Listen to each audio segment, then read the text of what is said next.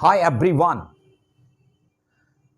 पिछले वीडियो में हम लोगों ने चर्चा किया था कि ये जिंदगी क्या है, और हमने देखा था कि जिंदगी एक उपहार है जिसे ईश्वर ने दिया और हमें इसे लोगों तक पहुंचाना है। ठीक है।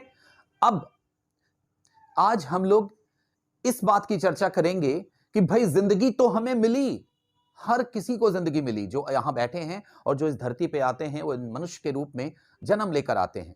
तो हम सभी किसी न किसी नाम से जाने जाते हैं। जैसे मैं संजीव, वो Mohan, Salman, Katrina, Sonam, John, Abraham, Jacqueline, ये सारे नाम हमें मिलते हैं और हम इसी नाम से इस दुनिया में जाने जाते हैं। एकदम सही। परंतु क्या हमने कभी सोचा, हम में से किसी ने कभी यह जाना, यह सोचा कि हम जिस भी नाम से पुकारे जाते हैं, इसके अलावा अपार्ट फ्रॉम दिस, क्या हम कुछ और भी जाने जाते हैं? हम किसी और नाम से जाने जाते हैं या हमारी कुछ और पहचान भी है?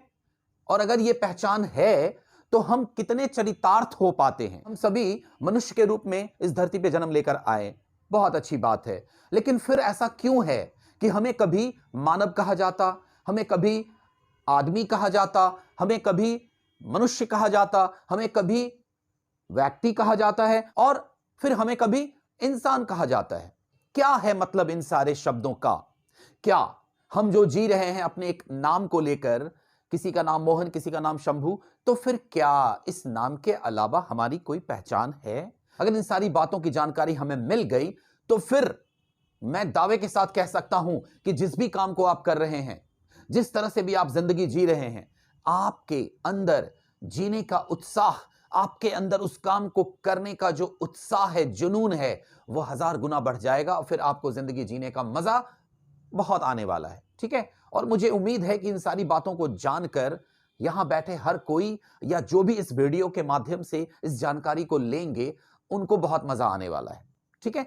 तो देखें हम लोग कि आखिर ये मानव, आदमी, मनुष्य, व्यक्ति और इंसान क्या है, कौन है, क्या हम हैं? आइए देखते हैं। सबसे पहले हम लोग मानव की चर्चा करते हैं। मानव कौन है? मानव, जैसे ही हम मानव कहते हैं, मां शब्द हमारे होठों से निकलता, मां शब्द का उच्चारण होता है, यानी मानव वो है। मानव को समझने के लिए मां प्लस नव, यानी मां और नव को अगर हम जोड़ते हैं तो यह मानव शब्द का निर्माण करता है ना, रचना करता।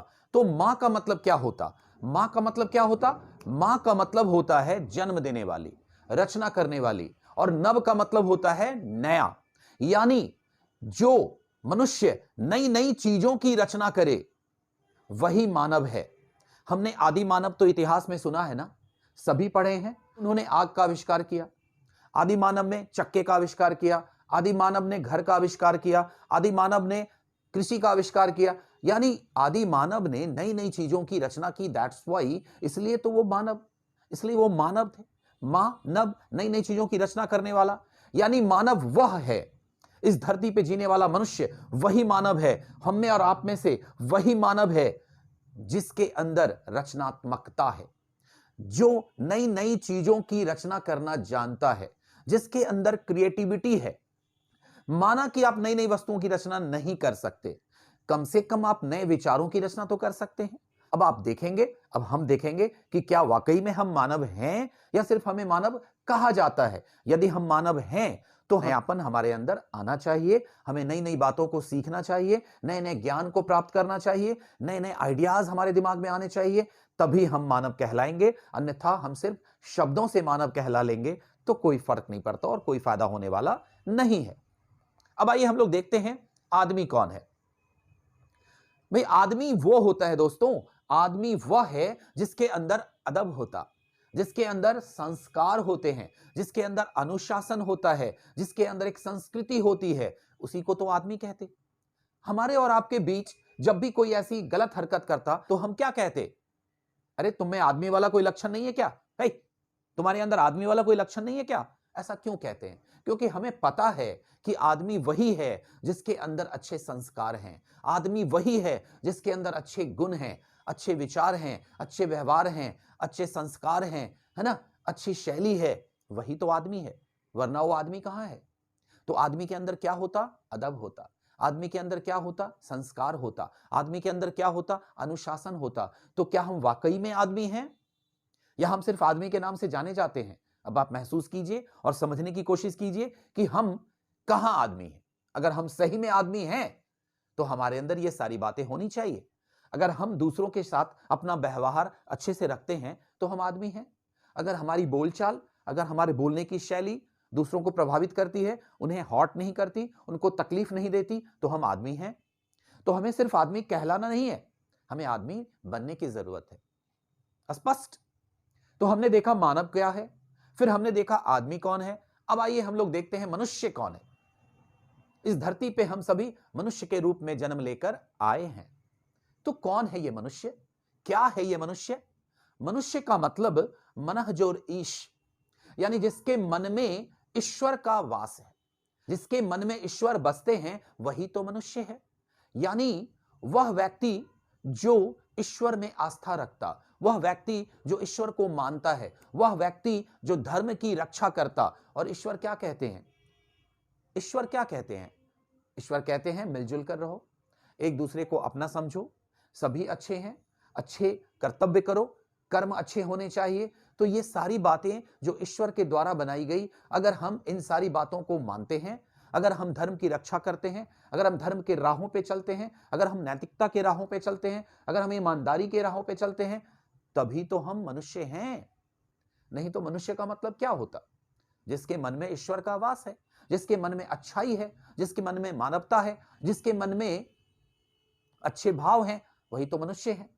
जो सदाचारी है, जो परोपकारी है, जो दूसरों की मदद करता, वही तो मनुष्य है। वरना मनुष्य हम सिर्फ नाम के मनुष्य हैं। अब आइए हम लोग देखते हैं कि व्यक्ति कौन है। जब भी हम व्यक्ति की बात करते हैं तो व्यक्ति इंडिविजुअल आता, यानी अकेला आता। व्यक्ति कौन होता? व्यक्ति वह होता है जो खुद में जीना जानता है, क्योंकि व्यक्ति से ही आता है व्यक्तिगत। कहते हैं ना, ये मेरा व्यक्तिगत मामला है, यानी मेरा अपना मामला है। ये मेरा व्यक्तिगत मामला है, यानी मुझे आता है कि मैं कैसे इसको सॉल्व कर लूंगा। तो व्यक्ति वह है जो अकेले में जीना जानता है। व्यक्ति वह है जो अकेले बड़े से बड़ी समस्याओं का सामना कर ले।